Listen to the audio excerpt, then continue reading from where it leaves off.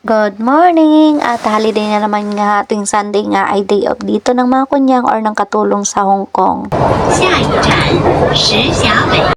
Pagkagaling ko nga sa tinitirahan ko dito sa Hong Kong ay sumakay lang ako ng minibus at sumakay ako ng tren. Tapos dito nga kami magkita ni IG sa Kwai Fong ulit.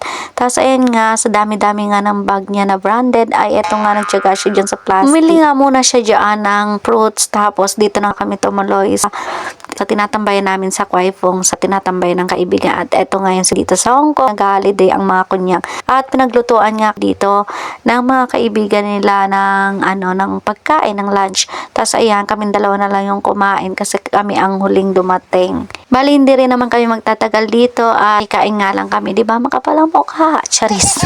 Nagpabili nga rin dyan si IG ng mga kutkutin. Tapos eto nga, kinukutkut ko naman yung ulo niya. Charis. Ewan ko nga dito kung anong naisipan at nagpatirintas din sa akin. Ayan. Bali, syempre, marunong tayo magtirintas dyan kasi ako yung nagtitirintas dati sa mga nagbabasketball player noon sa lugar namin. Charis. Tapos ayan, nagpaalam na nga kami sa kanila na mauna na kami at may pupuntahan nga kami ni Sis IG at eto sumakay ulit kami ng tren. Tapos pupunta naman kami sa Central at yung Central nga ay dati kong pinag-meet upan. Diyan nga ako nakikipag-meet up. Dito ako sa Worldwide. Tapos diyan ako pumipesto sa gilid ng hagdanan. Tapos pupunta kami doon sa IFC. Diyan yung pesto.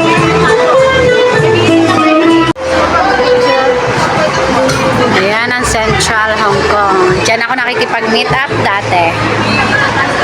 Okay, tapos tapos ito na nga yung kaibigan ko, busy sa kanyang bagong bag. Ayan, ang mahal-mahal nga naman na eco bag.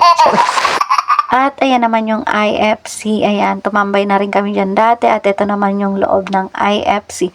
Bali, pupunta nga kami sa mga friend niya, sa mga bago niyang friend.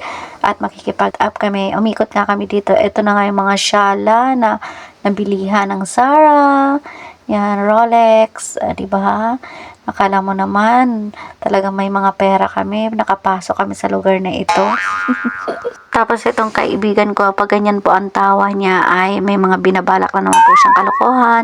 Tapos nandito na nga kami sa Starbucks at nandito naman yung mga friend niya. Tapos ayan, trinit niya ako na magkape dito sa Starbucks. Kaya naman pinapili niya na ako dyan. Tapos tinanong niya ako kung gusto ko ng bread. Kaso busog na busog pa kaming dalawa. Kaya naman magkakape na lang kami. At siya na nga umorder. At siya na rin nag-treat sa akin dyan. Caramel macchiato. Stay. Size? Grande. One grande, one bente. Caramel macchiato. Compared to that. Okay na? Tapos, ayan, nauna na nga akong umuwi kasi sa IG kasi sumakit yung tiyan ko, diba? Parang hindi siya sanay sa mamahali na kapictures. Tapos, sumasakit na nga yung tiyan ko, sumasakit pa yung mata ko dito sa dalawang ko. Pagkababa ko nga sa tren, harang pa nga ako ng batang Chinese at gusto akong interview.